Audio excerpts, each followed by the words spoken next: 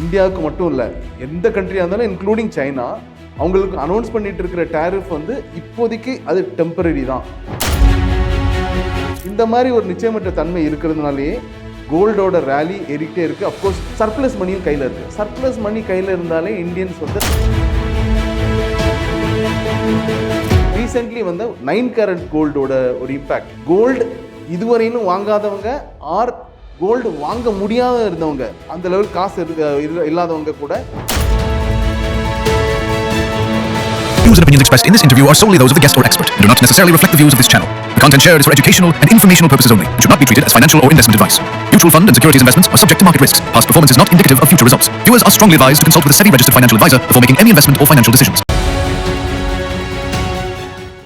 Finance today நேயர்களுக்கு வணக்கம். தங்கத்தை பொறுத்தவரைக்கும் குளோபலி எந்த அன்சர்டனிட்டி இருந்தாலும் தங்கத்துக்கு ஒரு அட்வான்டேஜ். ஏன்னா ஜியோபொலிட்டிக்கல் டென்ஷன்ஸ்னால் வார், எந்த கண்ட்ரிக்கு இடையிலும் வார் நடந்தாலும் இப்போ இருக்கிற ஒரு ட்ரேட் டென்ஷன்ஸ் இருக்கு இல்லையா, நம்ம டேரிஃபோட அன்சர்டனிட்டிஸ், இந்த மாதிரி எந்த குளோபல் அன்சர்டனிட்டிஸ் இருக்கும்போதும் கோல்டோடைய வேல்யூ கூடும். ஏன்னா கோல்டு அந்த டைமில் நிறைய பேர் போய் இன்வெஸ்ட் பண்ணுவாங்க.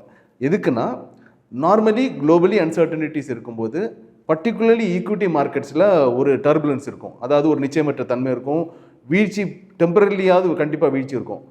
அதுக்கான சூழ்நிலைகள் தெரியும் போதே குளோபலி எல்லா இன்வெஸ்டர்ஸும் போய் இன்வெஸ்ட் பண்ணுறது சேஃப் ஹெவன்னு சொல்லப்படுற கோல்டில். ஏன்னா கோல்டில் இன்வெஸ்ட் பண்ணும்போது அந்த டர்புலன்ஸ் ஜாஸ்தி இருக்காது, அந்த டைமில் டிமாண்ட் ஜாஸ்தி இருக்கும், ப்ரைஸ் ஏறும். ஸோ இந்த குளோபல் அன்சர்டனிட்டிஸ் எப்போல்லாம் வந்திருக்கோ அப்போல்லாம் கோல்டு ஏறி இருக்குது. ரீசெண்ட்லி நம்ம பார்த்திங்கன்னா யுக்ரைன், ரஷ்யா, அப்புறம் நம்ம இஸ்ரேல், இந்த வார் நடந்துகிட்டே தான் இருக்குது. ரெண்டு இடத்துலையுமே ரெண்டுமே செட்டில் ஆகலை. குளோபலி டேரிஃபை பொறுத்தவரைக்கும் நிலைமை அதுதான். இந்தியாவுக்கு மட்டும் இல்லை, எந்த கண்ட்ரியாக இருந்தாலும் இன்க்ளூடிங் சைனா, அவங்களுக்கு அனௌன்ஸ் பண்ணிட்டு இருக்கிற டேரிஃப் வந்து இப்போதைக்கு அது டெம்பரரி தான். இது எங்கே போய் முடியுங்கிறத சொல்லவே முடியாது. ஆக்சுவலி சொல்லப்போனால் டேரிஃபோட டிஸ்கஷன்ஸ் நடந்த டைமில் இந்தியா தான் ஃபஸ்ட்டு அக்ரிமெண்ட்டுக்குள்ளே வரும், இந்தியாவுக்கு தான் இருக்கிறதுலே கம்மியான டேரிஃப் இருக்குன்னு தான் எல்லாரும் சொல்லிட்டு இருந்தாங்க. இன்றைக்கு தேதிக்கு பார்த்தா ட்ரம்ப்போட அன்சர்டனிட்டி, அதாவது அவர் சொல்கிறதுல எப்போவுமே ஒரு நிச்சயமற்ற தன்மை இருக்கும். இன்றைக்கு ஒன்று சொல்கிறது, நாளைக்கு ஒன்று சொல்கிறதுங்கிறது மாற்றி மாற்றி சொல்கிறதுனால அவர் முதல்ல சொன்னது அப்படியே போய்த்து போச்சு. இன்றைக்கி இந்தியாவுக்கு தான் அதிகப்படியான டேரிஃப் போயிட்டுருக்கு. அஃப்கோர்ஸ் இந்தியாவும் நெகோஷியேட் பண்ணிகிட்ருக்கு, சைனா, நம்ம ரெண்டு கண்ட்ரிஸ் தான் மேஜராக பேசிகிட்டு இருக்கோம்.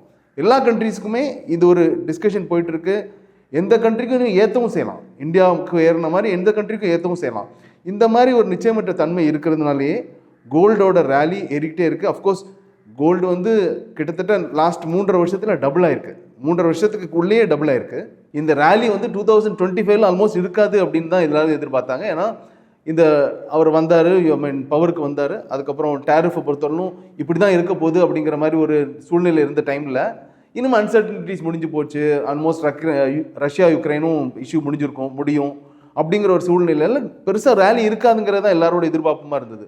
ஆனால் வாரை பொறுத்தவரைக்கும் சரி, 2 வாரம் இன்னும் கண்டினியூ ஆகிட்டு இருக்குது. டேரிஃப் டென்ஷன்ஸும் இன்னும் போயிட்டே இருக்கிறதுனால டெஃபினெட்லி கோல்டு மேலே இருக்கிற அந்த எதிர்பார்ப்பு in terms of price expectations கண்டிப்பாக ஜாஸ்தியாக தான் இருக்க போகுது. இன்னொன்று பார்த்திங்கன்னா குளோபலி எல்லா சென்ட்ரல் பேங்க்ஸுமே கோல்டோட எக்ஸ்போஷரை இன்க்ரீஸ் பண்ணிகிட்டே இருக்காங்க. இந்த அன்சர்டனிட்டி ஒரு காரணம். நார்மலி ஃபாரெக்ஸ் ரிசர்வ்ஸை வந்து நார்மலி யூஎஸ் ட்ரெஷரி பில்லாகவும் நிறைய பேர் வாங்கி வைப்பாங்க, நிறைய கண்ட்ரிஸ் வாங்கி வைப்பாங்க. இப்போ இந்தியாவை பொறுத்தவரை என்ன ஆயிருக்குன்னா, யூஎஸ் ட்ரெஷரி பில்ஸை வாங்குறதை கம்மி பண்ணிவிட்டு ஃபாரெக்ஸ் ரிசர்வ்ஸ்க்காக ஜாஸ்தி கோல்டு வாங்கியிருக்காங்க.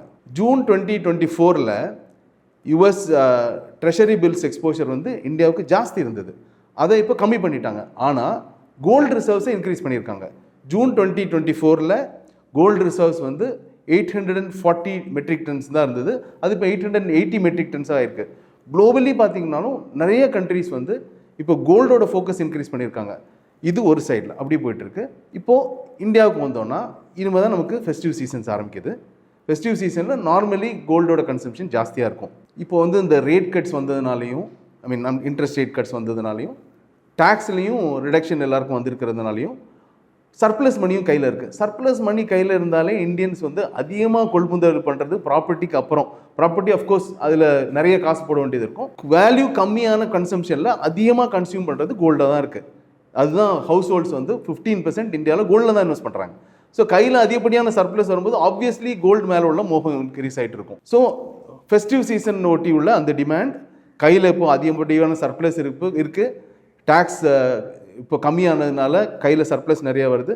இதனாலையும் நமக்கு ஆக்சுவலி கோல்டோட பர்ச்சேஸ் ஜாஸ்தி ஆகிட்டு இருக்கு. ரீசெண்ட்லி வந்து 9 கேரட் கோல்டோட ஒரு இம்பேக்ட் அது இன்னும் பெருசாக ஆரம்பிக்காட்டி கூட இதுவும் ஒரு பெரிய இம்பேக்ட் பண்ணுறதுக்கான காரணம் இருக்குது. ஏன் சொல்கிறோன்னா, நார்மலி நியூ ஜென்ரேஷனை பொறுத்தவரைக்கும் கோல்டு கன்சம்ஷன், அஃப்கோர்ஸ் நம்ம மில்லேனியல்னு கூட சொல்ல வேணாம், இப்போ இருக்கிற ஜென்சிஸை பொறுத்தவரைக்கும் 2000க்கு அப்புறம் பிறந்தவங்களை பார்த்தீங்கன்னா அவங்களுக்கு கோல்டு மோகம் வந்து அதிகமாக கிடையாது. நார்மலி அவங்க ஃபேமிலி ப்ரெஷர்னால தான் ஜாஸ்தி கோல்டு போடுறாங்களே தவிர விரும்பி கோல்டு போடுறவங்க ரொம்ப கம்மி. இவங்களுக்கு அவங்க சென்சிபிளாக ஃபினான்ஷியல் ஆஸ்பெக்டில் யோசிச்சாங்கன்னா, பர்டிகுலர்லி இது ஹால்மார்க் 9 கேரட்டுங்கிறது ஹால்மார்க்குங்கிறனால எனக்கு வந்து வெளி உலகத்துக்கு காமிக்கிற சொசைட்டல் கம்பல்ஷனுக்காக நான் ஒரு நகையை போடணுன்னா எனக்கு 9 கேரட்டே போதும்.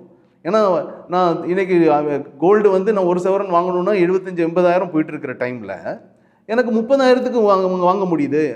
நான் சொசைட்டல் எக்ஸ்பெக்டேஷன் அந்த ப்ரெஷரையும் நான் மீட் பண்ணிடுறேன். மிச்சத்தை நான் சென்சிபிளாக வேற எங்கேயா இன்வெஸ்ட் பண்ணுறேன் அப்படின்னு நினைக்கிறவங்க, கோல்டு இதுவரையிலும் வாங்காதவங்க ஆர் கோல்டு வாங்க முடியாத இருந்தவங்க, அந்த லெவல் காசு இல்லாதவங்க கூட இனிமே இந்த 9 கேரட்டுங்கிறது இது மோஸ்ட்லி இது ரீப்ளேஸ் பண்ணாது. இது பெரும்பாலும் ரீப்ளேஸ் பண்ணுறதை விட எக்ஸ்ட்ரா கன்சம்ஷனை கிரியேட் பண்ணுறதுக்கான சான்ஸ் தான் ஜாஸ்தி இருக்குது. ஏன்னா இன்னைக்கு வச்சுட்டு இருக்கிறவங்க யாரும் போய் விற்க மாட்டாங்க. ஏன்னா அஃப்கோர்ஸ் இன்னைக்கு வச்சுட்டு இருக்கிற கோல்டுக்கு ப்ரைஸ் ஏறிக்கிட்டே இருக்குது. அதனால யாரும் டெஃபினெட்லி போய் விற்க மாட்டாங்க. 22 கேரட் வாங்க முடியாதவங்க இனிமே 9 கேரட்டை வாங்குவாங்க. புதுசாக இனிமே நியூ ஜென்ரேஷன் வந்து டிலே பண்ணிட்டு இருந்தவங்க, எனக்கு வந்து சொசைட்டல் கம்பல்ஷன் இருக்குது ஆனால் காசு இல்லை அப்படின்னு நினச்சவங்களும் இப்போ போய் வாங்குறதுக்கான ஒரு வாய்ப்பு இருக்குது. So there are so many series of reasons which are in favour of gold. இதனால கோல்டோட ரேலி 2025ல் இறங்கும்னு எதிர்பார்த்தது இறங்க போகிறது இல்லைன்னு தான் தோணுது. இனியும் கண்டினியூ ஆகிறதுக்கான வாய்ப்பு நிறையா இருக்குது. இப்போது சப்ளை இருக்குது, ஆனால் சப்ளையும் இன்னும் ஜாஸ்தி தேவைப்படும். ஏன்னா even demand is increasing, of course supply increase பண்ணி தான் ஆகணும்.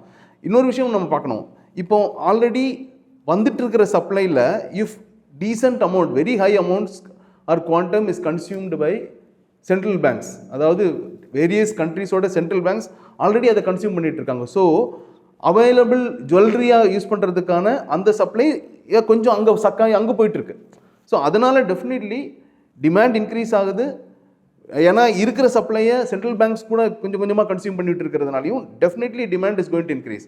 அண்ட் ஃபெஸ்டிவ் சீசன், இந்த 9 கேரட் இதெல்லாம் இஸ் டெஃபினெட்லி அந்த டிமாண்ட் ஓரியன்ட் ப்ரைஸ் இன்க்ரீஸ் தான் இருக்க போது. அதோடு சேர்ந்து ட்ரேட் ரிலேட்டட் அன்சர்டனிட்டிஸ், அப்புறம் ஜியோபொலிட்டிக்கல் டென்ஷன்ஸ், வார் ரிலேட்டட் அன்சர்டனிட்டிஸும் டெஃபினெட்லி கோல்டோட ப்ரைஸை மேலே ஏற்றிக்கிட்டே தான் இருக்க போகுது. ஸோ இன்றைக்கி வேர்ல்டில் the most powerful currency dollar தான். ஸோ அது டெஃபினெட்லி யூஎஸ் ஒரு அட்வான்டேஜ் எடுத்துக்குது. ஆனால் யூஎஸ்க்கு ஒரு விஷயம் என்னென்னா, இப்போ இருக்கிற டேரிஃப்ஸ்னால அவங்களுக்கு கவர்மெண்ட்டுக்கான ரெவென்யூ தான் இன்க்ரீஸ் ஆக போகுதே தவிர கன்சியூமருக்கு இது இன்ஃப்ளேஷன் அதிகப்படுத்த போகுது. ஆல்ரெடி இப்போ இல்லை, போன 2-3 மாதமாகவே ப்ரைஸஸ் எங்கேயோ எகிரி இருக்குது. ஐ மீன் யூஎஸில் சூப்பர் மார்க்கெட்ஸ்லேருந்து எங்கே போனாலும் ப்ரைஸஸ் முன்னாடி இருந்ததை விட எகிரி போயிருக்கு. ஸோ இப்படியே இவர் இந்த ரேட்டில் இவர் கொண்டு போனார்னா அவர் கவர்மெண்ட்டுக்கு வேணால் சாதகப்படமாக இருக்கலாம், பட் அது டெஃபினெட்லி அவங்களுக்கு கன்சியூமரை பொறுத்தவரைக்கும் பயங்கர பிஞ்சாக இருக்கும் போது பயங்கரமாக அவங்கள பாதிக்க போகுது. நீங்கள் முன்னாடியே சொன்ன மாதிரி டீடாலரைசேஷன் தான் நடக்குது. எதனால் இந்தியா யூஎஸ் ட்ரெஷரி பில்ஸ்க்கு பதிலாக கோல்டோட ரிசர்வ்ஸ் ஏற்றிருக்காங்க. எஸ், நீ டாலரோட பவர் உனக்கு இருக்கலாம். லாஸ்ட் 1 இயரில் பார்த்தாலே யூஎஸில் போயிட்டு இருக்கிற எக்ஸ்போர்ட்ஸ் இந்தியா கம்மி பண்ணிட்டு சைனாக்கான எக்ஸ்போர்ட்ஸ் ஜாஸ்தி ஆகிட்டு இருக்கு. இந்த மாதிரி நமக்கு வேறு டைரக்ஷன் நம்ம ஆல்ரெடி கண்டுபிடிச்சி we have been protecting. So இப்படியே போயிட்டு இருந்ததுன்னா US definitely have to come in to terms. அவங்க இந்த நிலைப்பாடில் நிலைச்சு நிற்கவே முடியாது. அவரோட இந்த பிடிவாதமும் கோல்டுக்கு ஆக்சுவலி பிரயோஜனப்படுது. கோல்டு, ஐ மீன், ஏன்னா டீடாலரைசேஷனுக்கு immediate remedy or the next alternate is gold. So அந்த கோல்டு ரிசர்வ்ஸை எல்லா சென்ட்ரல் பேங்க்ஸும் ஏற்றிச்சுன்னா தென் டாலரோட பவர் வந்து அப்படி ஒன்றும் பெருசாக ஒன்றும் நீடிச்சு போக முடியாது. India will take all measures. Every country is going to do that. ஏன்னா every country is not happy with the kind of domination dollar has. அதனால் இதோட மாற்றாவும் கோல்டு போயிட்டுருக்கு. பட் எஸ், இது மட்டும் கிடையாது. நம்ம சொன்ன மாதிரி இந்தியாவில் டொமஸ்டிக் ரீசன்ஸ் இருக்குது. எதனால் இதை சொல்கிறேன்னா, ஒருவேளை எல்லா இடத்துலையும் அவர் டேரிஃப் செட்டில் ஆகிறாரு, டேர்ம்ஸ்க்கு வந்து எல்லா இடத்துலையும் ரீசனபிளாக ஆக்கிடுறாருன்னா கூட அதோடு முடிய போகிறதில்ல. ஃபெஸ்டிவ் சீசன் இந்தியாவில் இருக்குது. தென் நம்ம இந்த 9 கேரட் பற்றி சொன்னோம், ஜியோபொலிட்டிக்கல் டென்ஷன்ஸ் பற்றி சொன்னோம். இந்த ரீசன்ஸும் இருக்குது. ஸோ கோல்டை பொறுத்தவரைக்கும் இன்னும் பல ரீசன்ஸும் இருக்குது. அதோட அட்வான்டேஜ் இன்னும் கண்டினியூ ஆகிறதுக்கு சான்ஸ் இருக்குது. ஸோ ஸோ கோல்டை பொறுத்தவரையிலும் அதோட demand it definitely is there. அந்த டிமாண்ட் ஒரு ரிலேட்டடாக ப்ரைஸ் ஏறிக்கிட்டே தான் இருக்க போகுது. மறுபடியும் 10 கிராம்ஸ் 1 lakh கிராஸ் பண்ணி டெஃபினெட்லி அப்படியே இப்போ போயிட்டு இருக்கிறதுக்கான வாய்ப்பு இருக்குது. இன்னொரு விற்கான விஷயம் நம்ம யோசிக்கணும். நம்ம என்ன தான் 3-3.5 வருஷமாக கோல்டு ஏறிட்டு இருக்குன்னு சொன்னாலும் அதுக்கு முன்னாடி இருக்கிற ஒரு 6-7 வருஷம் கோல்டு பெருசாக ஏறவே இல்லை. 2022-21 10-year ரிட்டர்ன் கோல்டோடது பார்த்தா ஆனுவலைஸ் பேசிஸில் 6-7% தான் இருந்தது. ஜஸ்ட் இந்த 3.5 வருஷத்தில் ஏறினதுனால இன்னைக்கு 10-year ஆனுவலைஸ் ரிட்டர்ன் 13% ஆயிருக்கு. ஸோ கோல்டு வந்து ஏறுதுன்னு சொல்கிறோமே தவிர ஒரு long bearish phase almost 6 to 7 இயர்ஸ்க்கு அப்புறம் இவ்வளோ பெரிய ரன் இப்போ தான் பார்க்குது. ஸோ இந்த ரேலிக்கு இன்னும் நிறைய ரீசன்ஸ் ஆட் ஆகிட்டே இருக்கிறதுனால டிமாண்ட் ஏறப்போது, ப்ரைஸ் ஏறிட்டே தான் இருக்கும். Views and opinions expressed in this interview are solely those of the guest or expert and do not necessarily reflect the views of this channel. The content shared is for educational and informational purposes only and should not be treated as financial or investment advice. Mutual fund and securities investments are subject to market risks. Past performance is not indicative of future results. Viewers are strongly advised to consult with a SEBI registered financial advisor before making any investment or financial decisions.